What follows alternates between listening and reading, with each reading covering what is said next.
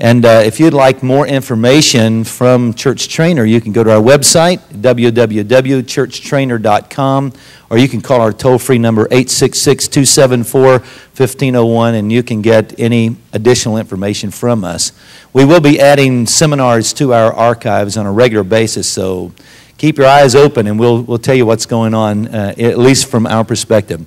I'm going to do a conceptual presentation today on structuring your church for growth. And the reason I say conceptual is because church is not a one-size-fits-all event. There is a lot of principles that apply everywhere, but there is not one particular way to do church. So what you have to do is understand the concepts and precepts that are being applied across the board and apply them to your situation.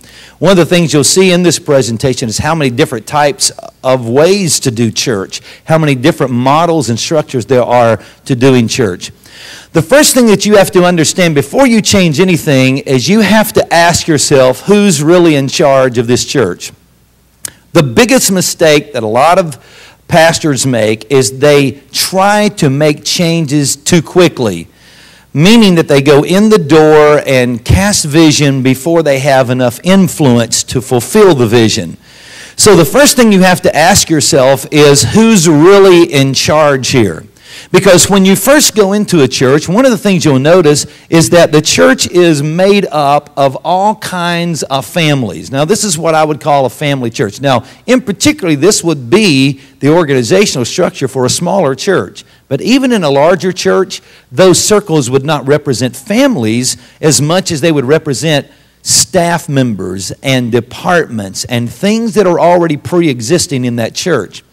When the pastor first comes on board as the leader, one of the things that John Maxwell taught us years ago, and I don't know how many of you followed Maxwell's teachings, but one of the things that he taught us is that leadership has very little to do with titles. It has to do with one thing: influence.